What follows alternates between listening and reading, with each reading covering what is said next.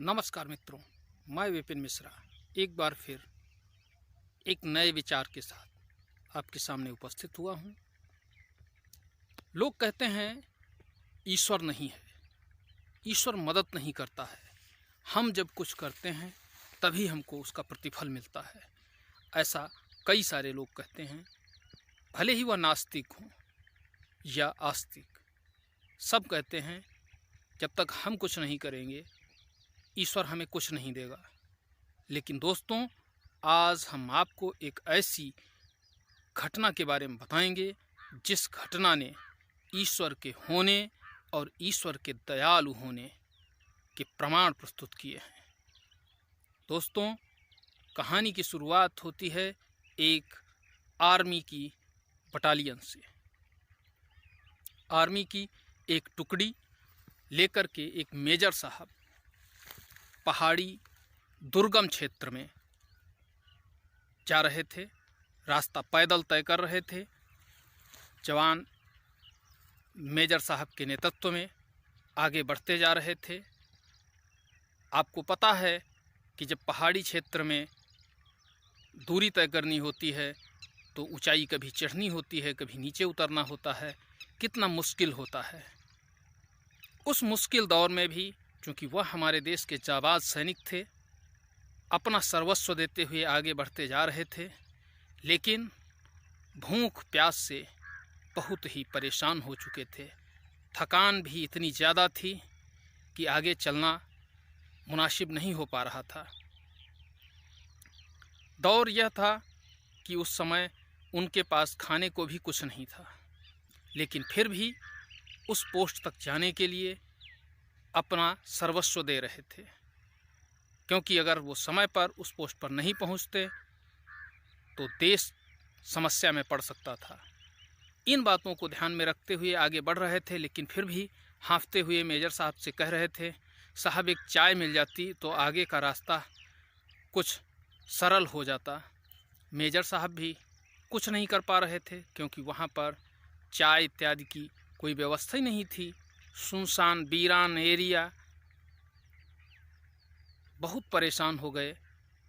तभी जब रुकने के लिए एकदम उद्यत हो चुके थे कि अब रुक ही जाएंगे, तभी उन्हें एक दुकान दिखाई दी जिसका गेट बंद था और दरवाजे पर ताला लगा हुआ था। सिपाहियों ने कहा, मेजर साहब यहाँ पर कोई नहीं है, इसका ताला तोड़कर इससे कुछ खाने का सामान निकाल लिया जाए। मेजर साहब ने कहा, अब परेशानी इतनी ज़्यादा बढ़ चुकी है तो ताला तोड़ना ही पड़ेगा। मेजर साहब ने कहा, ताला तोड़ दीजिए। दुकान का ताला तोड़ा गया तो अंदर देखा कि चाय इत्यादि की व्यवस्था थी, दूध भी रखा हुआ था, बिस्किट इत्यादि भी थे। तो सबने चाय बनाई और बिस्किट, दाल मोठ, जो कुछ भी उसमें खाने वाली चीज़ें थीं, उन चीज़ों को निकाल कर खाया और कुछ समय तक आराम करने के बाद अपने पथ की तरफ पुनः बढ़ चले। आगे बढ़ते जा रहे थे। उस दुकान से जब निकल रहे थे तो सारे सैनिक जब बाहर निकल गए तब मेजर साहब निकलने वाले थे, लेकिन मेजर की आंखें नम हो रही थीं, ये सोचकर कि जिस व्यक्ति ने यहाँ दुकान लगाई है और आज हम लोगों के लिए ये खाने पीने का सामान उपलब्ध कराया है, उस व्यक्ति का हमने ताला तोड़ा है, हमने गुनाह किया है, हमें उसके लिए कुछ ज़रूर करना चाहिए। ऐसा सोचते हुए उन्होंने अपनी पर्स से 2000 का एक नोट निकाला और वह नोट उस दुकान में जो चीनी का डब्बा था उसके नीचे दबा दिया और दरवाजे को बंद करके आगे बढ़ गए। जिस जगह पर उनकी टुकड़ी को रुकना था वह अपने गंतव्य तक पहुंच गए और गंतव्य पर पहुंचने के बाद 1 महीने तक वहीं रुकना था। जहां पर स्टे होता है आर्मी का, वहां सारी व्यवस्थाएं होती हैं। 1 महीने तक रुके और जब 1 महीने के बाद वापसी होनी थी तो वापसी भी उसी रूट से होनी थी। सारे टुकड़ी के जवान और मेजर साहब निकल लिए। चलते चलते चलते चलते उसी स्थान पर जब पहुँचे तो उन्होंने देखा कि जो दुकान उस दिन बंद थी आज वह खुली हुई है। मेजर साहब और सिपाहियों के चेहरे खिल गए। उन्होंने कहा जलपान करेंगे। अंदर पहुँचे। अंदर एक बुजुर्ग व्यक्ति जो कि दुकान का संचालन कर रहा था बैठा हुआ था। जवान अंदर गए, चाय के लिए ऑर्डर किया।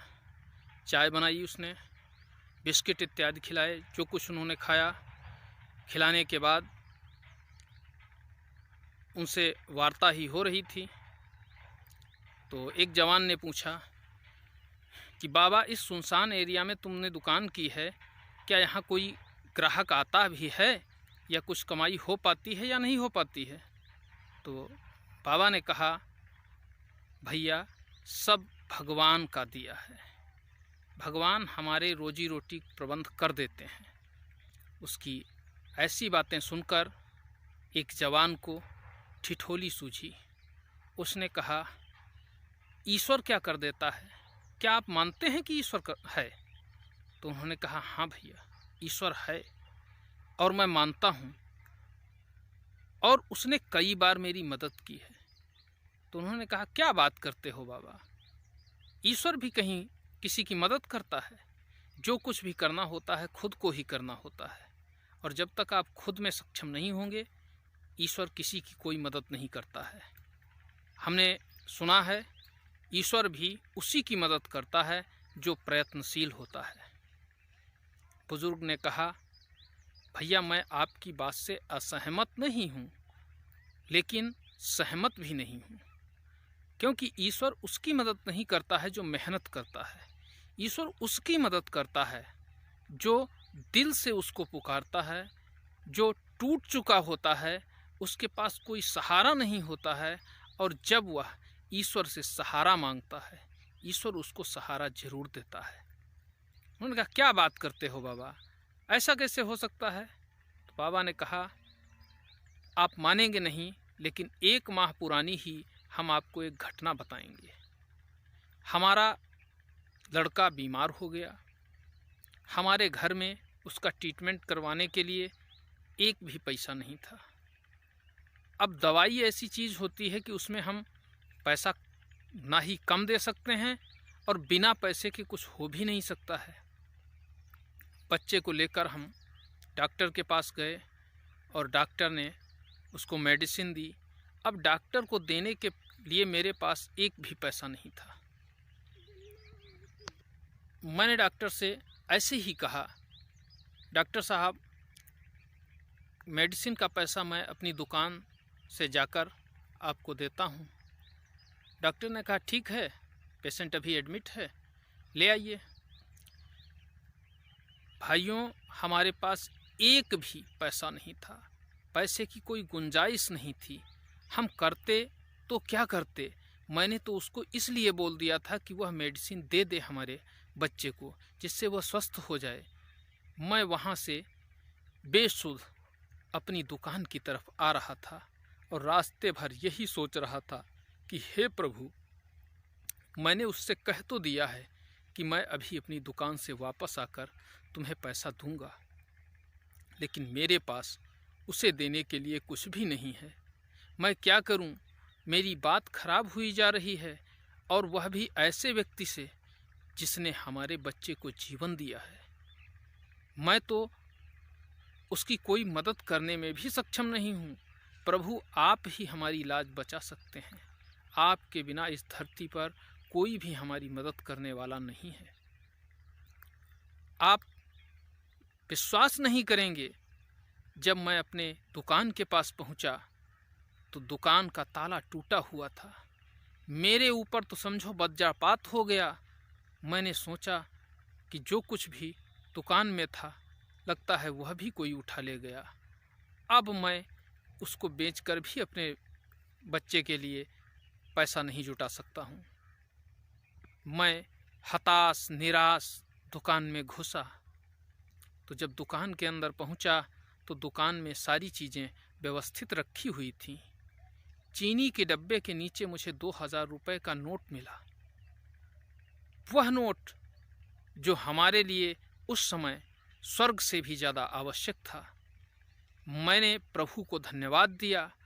वह पैसा प्रभु के द्वारा ही दिया गया था और उस पैसे से मैंने अपने बेटे की जान बचाई। जब मैं अपने बेटे को घर करके आया तब से लेकर आज तक मैं लगातार ईश्वर को धन्यवाद देता हूँ।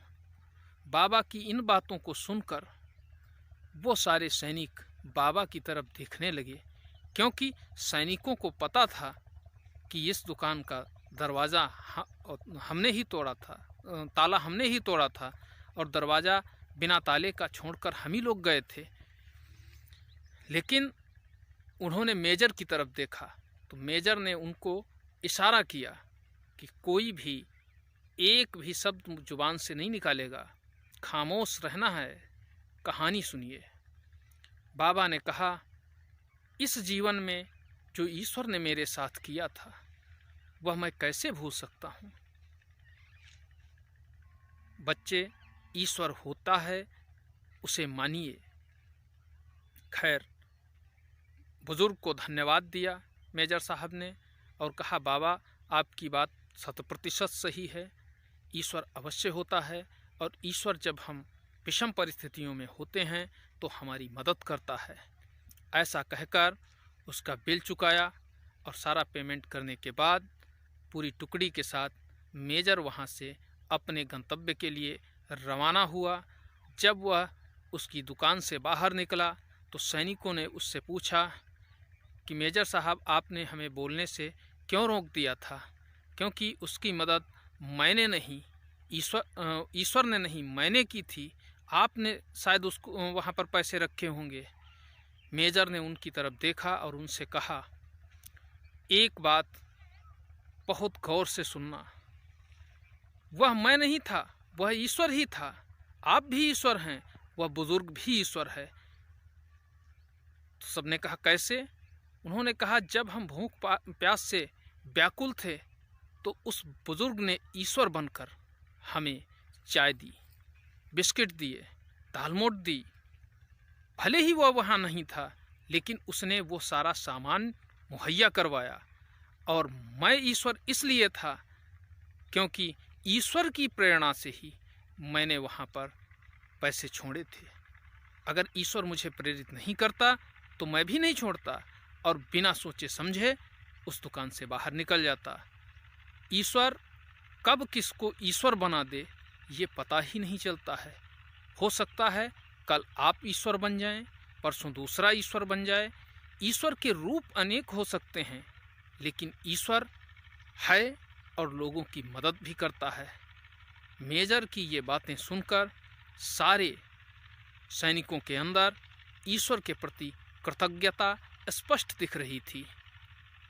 दोस्तों, ईश्वर को हम माने या ना माने, लेकिन जब भी हम आपत्ति में होते हैं, कोई समस्या से ग्रसित होते हैं, हम अंदर से पूरी तरह टूट चुके होते हैं और ईश्वर पर विश्वास करके उस कार्य को छोड़ देते हैं, मेरे दोस्तों, ईश्वर उस कार्य को जरूर पूरा करता है और हमें एक नई दिशा दिखाने में वह हमारी मदद करता है।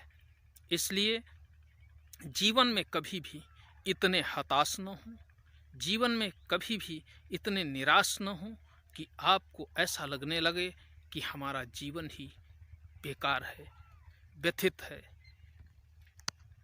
हम जी सकते हैं, हमें जीना चाहिए, भरोसा करते हुए हमें ईश्वर पर सब कुछ छोड़ देना चाहिए। और जब हम ईश्वर पर सब कुछ छोड़ देते हैं, मेरे मित्रों, ईश्वर मेरी मदद करता है, वह किसी भी रूप में हो सकता है। इसीलिए हमें सदैव सकारात्मक ऊर्जा लेकर आगे बढ़ना चाहिए।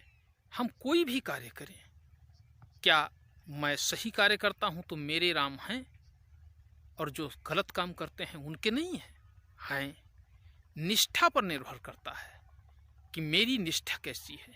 ईश्वर के प्रति। एक और भी कहानी है उससे जुड़ी हुई, हालांकि समयाभाव के कारण आज मैं वो कहानी आपके साथ शेयर नहीं कर पा रहा हूँ, लेकिन संक्षेप में बताना चाहूँगा। एक व्यक्ति रोज़ भोलेनाथ को लाठी मारता था, जो कि चरवाहा था, पढ़ा लिखा नहीं था, और एक पंडित जी रोज़ पूजा करते थे भगवान की। एक दिन ऐसा हुआ कि बारिश होने लगी, नदी उफान पर थी और नदी को पार करके चरवाहे को लाठी मारने जाना होता था। भोजन उसके सामने रखा हुआ था, तब तक उसको याद आई कि अरे आज लाठी नहीं मारी। वो उस उफनती हुई नदी को पार करके गया और भगवान के भोलेनाथ की लाठ पर 4-6 लाठियाँ रसीद कर दी।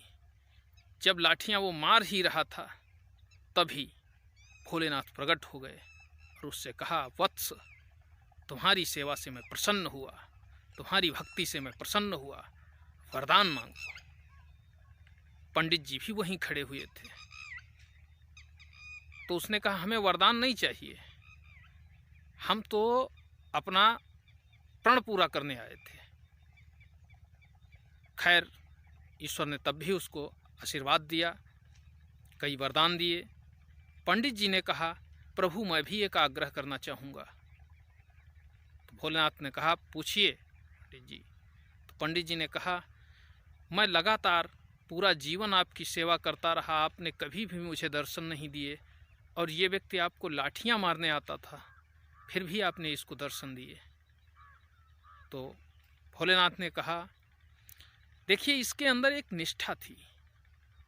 ये भोजन करने जा रहा था, नदी उफान पर थी, फिर भी इसने भोजन छोड़कर नदी को तैर करके यह अपने प्रण को पूरा करने के लिए यहाँ आया। मैं इस वजह से प्रसन्न था। और जब बारिश हो रही होती थी या कोई ऐसी स्थितियाँ आती थीं, तो आप पूजा करने नहीं आते थे, क्योंकि आप कहते थे कि मार्ग नहीं है। इसलिए जिस व्यक्ति के अंदर सच्ची निष्ठा होती है, जो व्यक्ति पूरी भक्ति के साथ मुझे याद करता है, मैं उसे दर्शन जरूर देता हूँ, मैं उसको हर तरह से परिपूर्ण जरूर करता हूँ। तो ईश्वर सदैव उसके साथ, जैसे तुलसीदास जी ने एक चौपाई लिखी है, करहूँ सदा तिन्ह कह रखवारी, जिहि बालक राखई महतारी। बालक जो माँ की गोद में होता है, उसको समाज के बारे में कुछ भी पता नहीं होता है। उसका हृदय एकदम स्वच्छ होता है, कोमल होता है और निर्विकार होता है।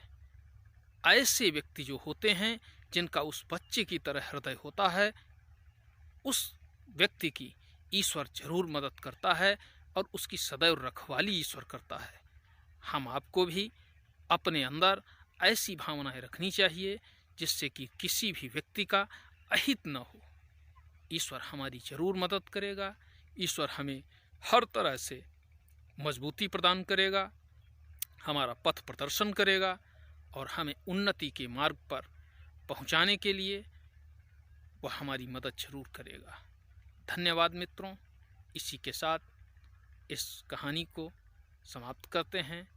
आशा करता हूँ कि आप भी ईश्वर के प्रति अपने नज़रिए को जरूर बदलेंगे और उसके प्रति जो समर्पण है उसको दृढ़ करेंगे, साथ ही साथ लोगों को भी सन्मार्ग की तरफ प्रेरित करेंगे।